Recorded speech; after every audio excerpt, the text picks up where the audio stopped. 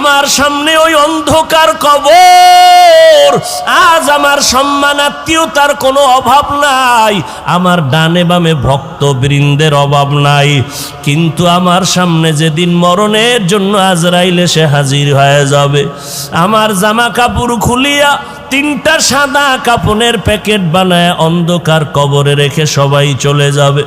জানা নাই কত হাজার বছর ওই কবরে আমার কাটাইতে হবে। হাসরের ময়দানে উঠতে হবে, আমার আল্লাহর আদালতে দাঁড়াইয়া হিসাব দিতে হবে। ও বকরির বাচ্চা, তোমার তো হিসাব নাই, জান্নাত নাই, জাহান্নাম নাই। আমি আবু বকরের ভয়, আমার উপরে জান্নাত, এক পার্শ্বে জাহান্নাম। আল্লাহ যদি আমাকে দয়া না করেন, আমি জান্নাতের দরজায় যেতে পারবো না। মদিনার নবী বলেন, 500 বছর ইবাদত করনেওয়ালাকে আল্লাহ একদিন হাসরের ময়দানে ডেকে বলবেন, এ ইবাদত করনেওয়ালা, তুমি জান্নাত চাওনি? বলে চাই। কেমনে চাও? আমি মাওলার দয়া নাকি ইবাদত? কয় ইবাদত। আমার আপনার দয়া নয়, আমার 500 বছরের ইবাদতের বিনিময়ে জান্নাত দান করবেন। আল্লাহর নবী বলেন, এই কথা বলার পরে আল্লাহ বলবে, ফেরেশতা, এই ইবাদত করনেওয়ালাকে একটু সাইডে নিয়ে দাঁড় করাও। কিছু দূর নিয়ে বসায় রাখা মাত্র হঠাৎ দেখবে শরীরের মধ্যে গরম তাপ আসতেছে, জাহান্নামের আগুনের গরম, সূর্যের গরম। হঠাৎ কলিজা শুকায় যাবে, পানির পিপাসা লাগবে, জিজ্ঞাসা করবে, একটু আমাকে পানি দাও। আল্লাহ বলবে, ফেরেশতা, এক গ্লাস পানি নিয়ে তার সামনে ঘুরো। ফেরেশতা পানি নিয়ে বলবে, নাও, কার পানি লাগবে? 500 বছরের ইবাদত করনেওয়ালা বলবে, আমাকে একটু পানি দাও। এমনি দিব না। কেমনে দিবা? বলে, বিনিময়ে দেওয়া লাগবে। এক গ্লাস পানি আমার বিনিময়ে যদি দাও, 500 বছরের ইবাদত হলো আমার এক গ্লাস পানির দাম। আল্লাহর বান্দা বলবে, আমি আগে জীবনটা বাঁচায় নেই, আগে আমারে পানি দাও, ইবাদত নিয়ে যাও 500 বছরের। এবার পানির পিপাসা মিটবে না, বলবে, আরেকটু পানি দিবানি? কয় ইবাদত দাও, দিব। কয় ইবাদত নাই, কয় পানিও নাই। এই অবস্থায় বান্দা মাওলার দরবারে সিজদায় পড়ে বলবেন, ও দয়ার মালিক, দয়া করে মাফ করে দাও। এক গ্লাস পানির দাম যদি 500 বছরের ইবাদত দিতে হয়, এই জীবনে তো কম পানি পান করি নাই, এই জীবনে তো কম পানি অপচয় করি নাই। চিন্তা ভাবনা করে যে ফলাফল আসলো, তোমার দয়া আর রহমত ছাড়া জান্নাত পাওয়া যাবে না। আল্লাহর নবী বলেন, বান্দা যখন আল্লাহর দয়ার কাছে বিনয়ী হয়ে যাবে, আল্লাহ বলবে, যা, আমার দয়ায় তোরে জান্নাত দিয়ে দিলাম। আতিনা ফি দারে দুনিয়া না হাসান, আতিনা ফি দারে উকবা না হাসান, ইয়া গিয়াসাল মুস্তাগীসিন হদিনা লাফতিখারা বিল উলুমে ওয়াল গিনা। ইবাদত করলে বাহাদুরি করার কোনো কায়দা নাই, বরং আল্লাহর মোহাব্বত আসবে ইবাদতের মাধ্যমে। তবে মূল ইবাদত না, আল্লাহর মোহাব্বত বেশি আসবে ওভার ইবাদত করার দ্বারা। ওভার ইবাদত মানে 5 ওয়াক্ত নামাজ পড়া মূল ইবাদত, মূল ডিউটি। ইশরাক, আওয়াবিন, চাষ, তাহাজ্জুদের নামাজ ওভার ডিউটি। রমাজানে রোজা রাখা মূল ডিউটি, অন্য সময় রোজা রাখা ওভার ডিউটি। যেই বান্দা ওভার সময় দিয়ে আমার আল্লাহর ইবাদত করবে, আমার আল্লাহ তাকে এমন আলাদা পাওয়ার দান করবেন যেই পাওয়ার সাধারণ কোনো মানুষ পাবে না। এই জন্য আল্লাহর নবী পর্যন্ত যার গুনাহ নাই, ওই নবী সারা রাত ইবাদতে কাটায় দিয়েছেন। আল্লাহর ইবাদত করি আবার কান্না করেছেন। আবু বকর কান্না করেছেন, কারণ আপনি আমি ইবাদত করি কিন্তু বাহাদুরি করার সুযোগ নাই। যারা জান্নাতের টিকিট পেয়ে গেলেন, এরপরও তারা জীবনভর কান্না করেছেন।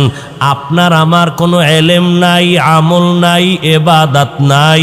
হিসাবটা যদি একটু চিন্তা করে দেখি, হিসাব মিলাইতে থাকি, আমার এই 40-50 বছরে জীবনে যেইভাবে নামাজ পড়া দরকার একটা দিনও সেইভাবে আল্লাহকে সেজদা দিতে পারি নাই। যেই সেজদা দিলে আল্লাহ কুদরতের কদম আমার কপালে ঢুকাইয়া দিবেন ওই খেয়ালে আমি সেজদা দিতে পারি নাই। যেইভাবে আল্লাহরে ডাকা দরকার আমার আল্লাহ শুনবেন ওইভাবে ডাকতে পারি নাই। ডাকতেছি, জবানে জিকির করতেছি, আবার গীবত শিকায়াত মিথ্যা কথা বলতেছি, অন্তরে কিবির হাসাদ হিংসা নিয়ে চলতেছি। এই জন্য ইবাদত যাও করলাম মনে হয় যেন তারও কোনো অস্তিত্ব আল্লাহর কাছে নাই। অতএব আমাদের কি পরিমাণ কান্না দরকার। আম্মা জান আয়েশা রাদিয়াল্লাহু আনহা বলেন, ও নবীজি আমার রুমের মধ্যে বসে কান্না করতেছেন। আম্মা জান আয়েশা বলেন, নবী কেন আপনি কাঁদেন? আমি আয়েশার কোনো বেয়াদবির কারণে? আল্লাহর নবী বলেন, না আয়েশা তুমি কি বেয়াদবি করবা?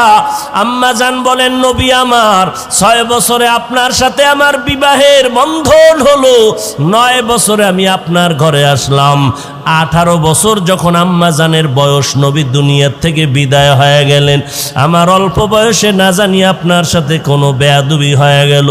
আমার নবী বলেন, না রে আয়েশা, আমি কান্নার কারণ হাসরের ময়দানে ভয়ঙ্কর হালাতের কথা আমার অন্তরে জমা হয়ে গেল।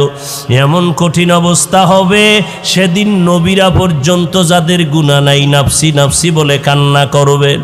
ওই সময় আম্মা জান আয়েশা বলেন, নবী সমস্ত নবীরা যদি কান্না করেন উম্মতের ভুলিয়া নিজেদেরকে বাঁচানোর জন্য, ও নবী আপনি তখন কি করবেন? দু জাহানের সরদার মায়ার নবী বলেন, আয়েশা ওই সময় আমি আমাকে বাঁচানোর চিন্তা করব না, আমি আমার মাওলার দরবারে মাকামে মাহমুদে সিজদায় পড়ে কাঁদবো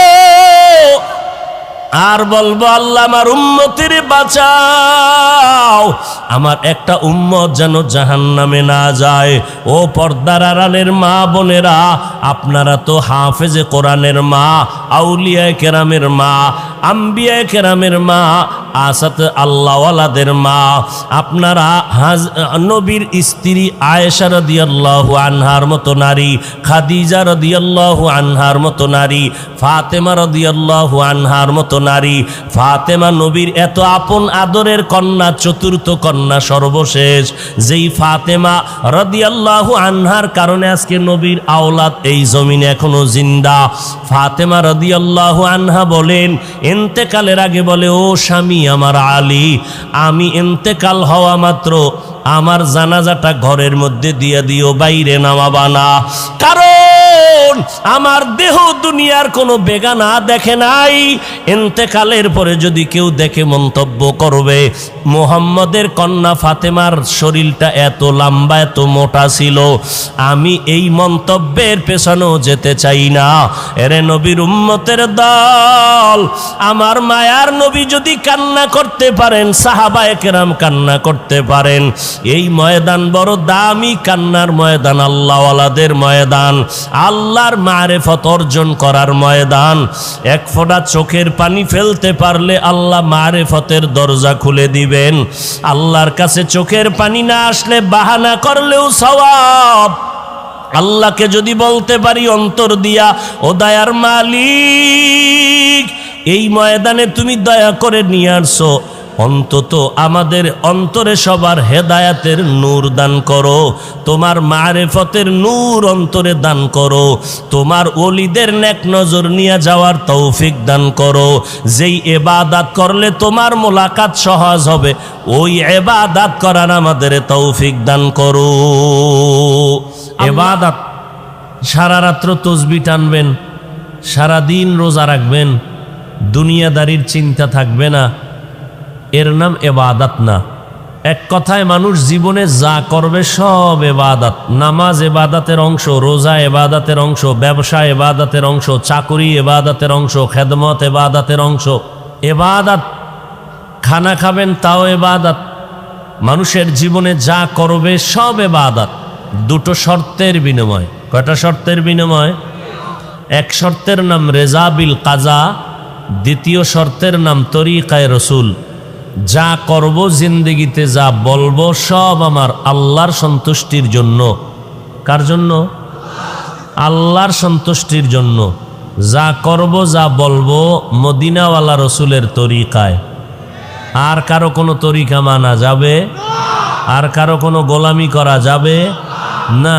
আল্লাহর জন্য নবীর তরিকায় ঘুমানো ইবাদত, আল্লাহর জন্য নবীর তরিকায় ব্যবসা ইবাদত, আল্লাহর জন্য নবীর তরিকায় খানা খাওয়া ইবাদত, আল্লাহর জন্য নবীর তরিকায় খানা না খাওয়া ইবাদত, আল্লাহর জন্য নবীর তরিকায় নামাজ পড়া, আল্লাহর জন্য নবীর তরিকায় নামাজ না পড়া ইবাদত, আল্লাহর জন্য নবীর তরিকায় রোজা রাখা ইবাদত, আল্লাহর জন্য নবীর